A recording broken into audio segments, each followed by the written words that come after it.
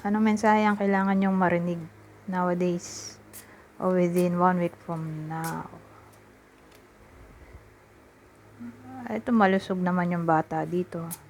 Kung may anak kayo, malusog naman, walang sakit. Sana nga, kung may sakit man to, gagaling na. Pero kung ang case ay, ang ex nyo ay mas bata sa inyo, may reconnection dito.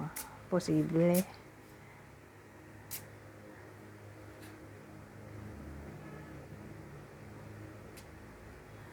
Pero kung ang relasyon, halimbawa, relasyon naman, mas bata, wala namang problem within 1 week from now. Oh no, may clouds tayo. Ano to? Oh, ito magandang combination.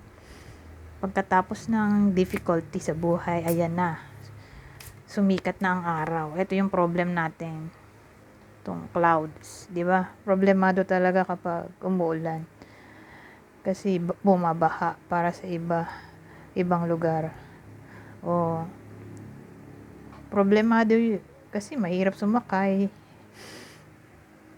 mahirap maghanap ng sasakyan kasi umuulan. Yung iba ayaw bumiyahe kasi nga naulan. So, yung clouds ay problem in general. Sabihin natin depressed naman yung iba sa inyo. Ito, may pag-asa na, o may liwanag na, o clarity, o happiness. Sabihin natin yung iba gusto magkaayos ng kung sino man yan, na parang nakaaway. Ito, kakabati na.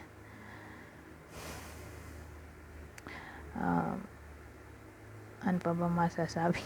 Naubos na ata yung baon kong knowledge. Sabihin naman natin bored sa buhay. Ayan na, may motivation na. Wala nang maisip.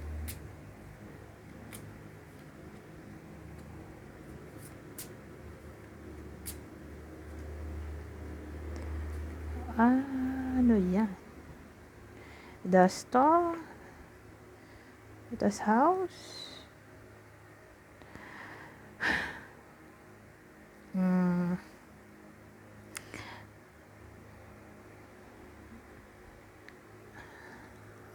Wala akong maisip Star.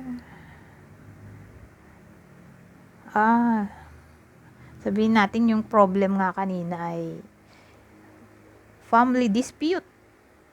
Dito may ano na, reconciliation.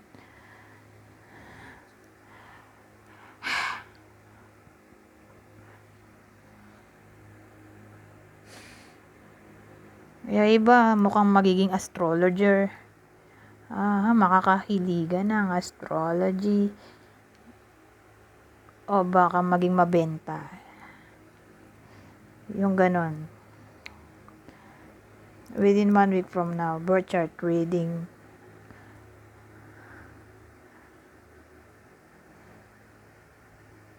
O sabihin natin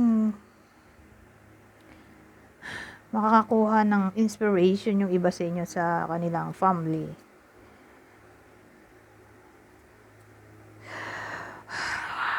Wala nang maisip.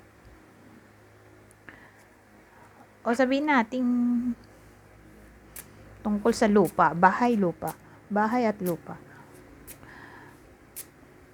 Makakalipat na o mababayaran na.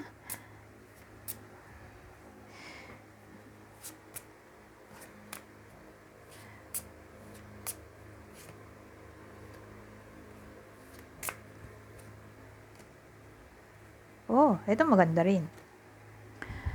Sabihin natin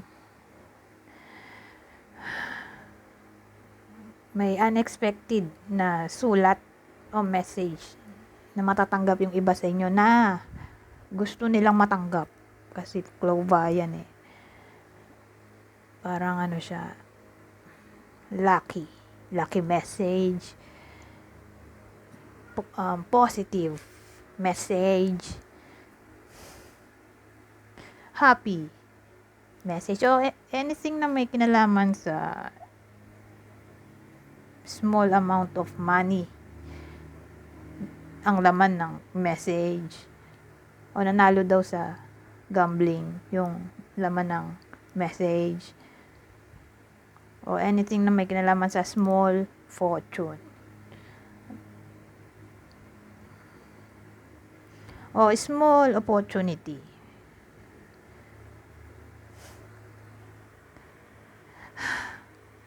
Wala na akong maisip. Reconciliation? Posible. Anyways. Iba na.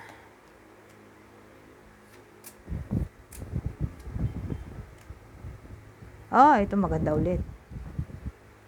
Reconciliation nga. Yung iba nga makakasal na siguro. May engage. Siguro yung wedding nila ay gabi. Mangyayari. May damon tayo. Contract signing. Sa gabi rin. Papalo. Gabi to. Baka yung iba sa inyo maging in a relationship na pero gabi. Sa gabi mangyayari. Confession ng feelings sa gabi.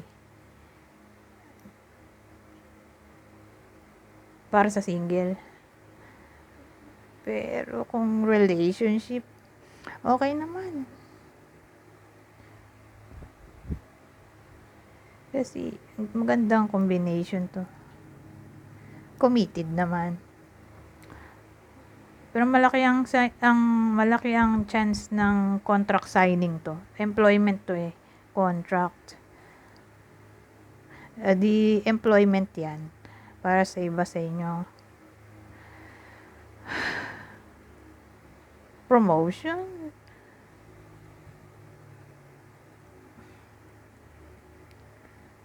So again, reconciliation.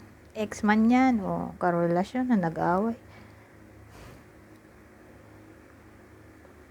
New project. Possible. Renewal of contract. Pwede rin. O pwedeng gathering to. Get together. O together. Parang plano, usapan na mag-get together ng mga kakilala mo na hindi mo na nakakausap. May gala daw. Old friends.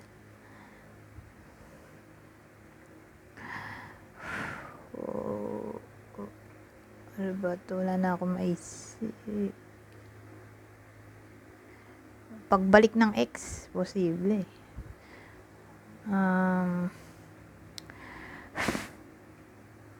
Wala na akong maisip. Anyways, hanggang dito na lang. Goodbye for now.